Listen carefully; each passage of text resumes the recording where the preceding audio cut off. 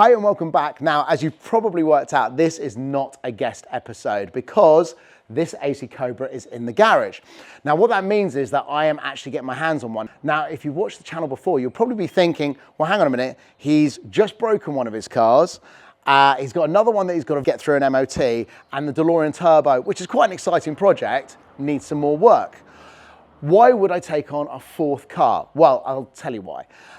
The main reason is that for me in the kit car world, there are three cars I've always wanted to get my hands on. There is the AC Cobra, the GT40, and the Ultima. Now, if somebody gives you the opportunity to get your hands on one, in my case, I'm not going to turn it down, and that's why it's here. There is another benefit as well, is that the first job that needs to be done on this car, I'm not really going to be doing, and I'm going to be using this guy.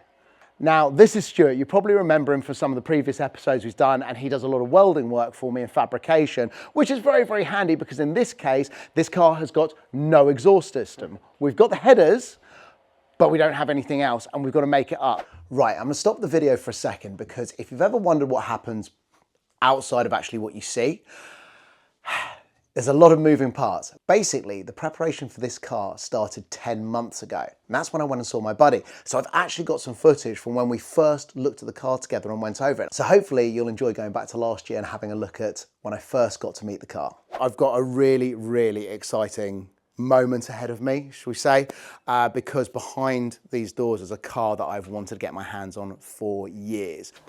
It's a Cobra! So good to see you, buddy. Thanks very much. How's it going? Right. You can probably see I'm having to stand on tiptoes because Adam is quite tall. Right, okay, so Adam, can you take us through this car? I've had it since 2015. Right. My dad built it before then. He built it in around 88, I think. It's a Dax Tajiro. Tajiro, I forget the first name of the guy, but he was the first guy at Dax to create a Cobra replica. That might not be true. I think, but we can cut that perhaps. Yeah. The donor car was a Daimler 66 from 1977, I think. Right. So it has the Daimler or Jag front discs set up. Yeah. And it's got the independent rear suspension, basically. Right, okay, yeah. So this is a Dax Trigero, which is probably one of the more famous Cobra replicas and very, very accurate. And what engine have you got in this one? This is the Ford 302 Windsor, so it's the 5-litre engine. So it's got a 5-litre Ford in it. Yeah, So it's got the right engine in it. It's got the right make of engine, and it's also quite a small engine compared to the 427. Which was it 7.1 litre or something? Yeah, something like 7 litre? Yeah, and we'll see perhaps in a bit how tight it is in the engine bay, because really you want to get the engine quite far back as you can get. Yeah. But with this particular car, it's got slightly extended footwells. Okay. Because my dad's got a problem with his left leg, so he needs to be able to stretch his legs fully out, which makes it quite difficult for a slightly shorter driver, but the seats can I don't know move. why you looked at me then. Well, and I'll have to get pillows in it. Yeah, and yeah, it's needing a few bits, but basically it's been a victim of being sat for a while, so I'm not particularly happy with myself for that. Which is where I come in, because I've said, okay, I will put it back on the road if I can have the opportunity to drive it first when it goes through an MOT. And he said, sounds like a fair deal, so that's what I'm going to be doing. If you want a bit of the background on Dax cars, this car is called the Dax Trigero. And if you don't know the background, John Trigero, who was the guy that originally created the chassis for the AC Ace on which the AC Cobra was built on, well, he joined the Dax Sports Cars Company in 1975, became a director, and then from that point forward, it was known as the Dax Trigero. So that's a bit about the car. I'm so excited to work on this because it is one of the big three I've always wanted to get my hands on, and I can't believe we're not even a year in and I've got my hands on one of these. So let's go around and have a look at what the problems are, because there's a few things we need to resolve. Now, as you can see, this is the V8. it's actually squeezed quite a long way back in the engine bay, which makes getting to the headers and the exhaust system a little bit difficult. And at the front here, you can see there's lots and lots of space. But actually, the only real problem with this car is that it's just a bit tired and it's been sitting around for a few years. My understanding is that we should be able to get this running pretty quickly. But because I like the neighbours around here, I don't think it's fair to start the car with no exhaust system on it in a garage like this, which we already know echoes very, very loudly. So we need to get the engine running.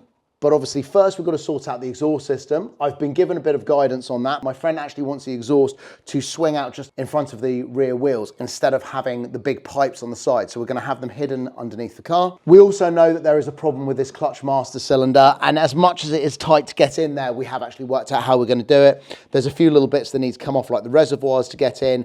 And there's obviously, like normal with any of the cars I work on, electrical cables that need tidying up. So we're going to do that as well. The interior needs a bit of a clean, but nothing too serious. But the biggest problem at the moment is we can't even move it, because when we did get it off the transporter and get it in here after a lot of WD-40 on the brakes, it has now sat here and seized. So the first thing we've got to do is free up the wheels, and then we can go from there. So let's start on that. Right, I'm hoping this is not going to be another one of those cars that is like one step forward and about a million steps back. But basically, these huge calipers, these are, well, basically it's seized, and it's seized about the caliper. So I don't think there's anything wrong with the bearings or anything like that.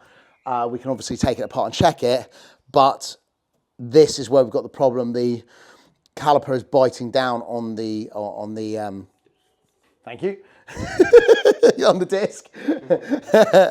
and it's probably just a combination of just age and rust, and the pistons need pushing out. So we need to take these off now. I'm not particularly familiar with this design, but we're going to take these off now and see how we get on, and then go from there and see if there's any other nasties in there.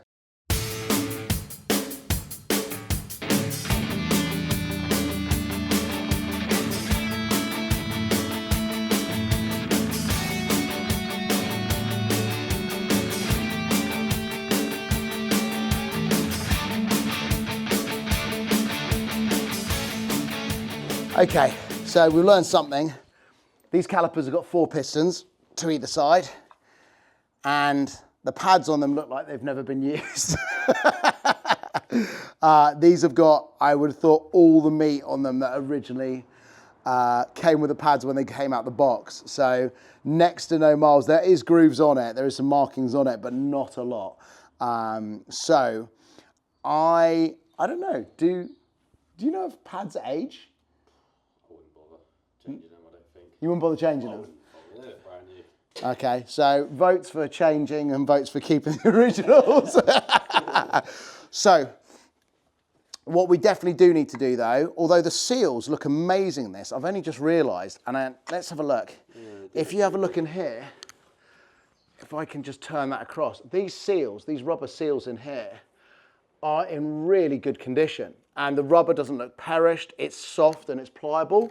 So, I've got a feeling that whoever serviced this last probably serviced it before it went off the road, and that's basically how it's finished its life. New pads, new rubbers, wheel turns absolutely fine, so it must have been the fact that it just got a bit, bit of rust on it, and it's just sort of sat in place.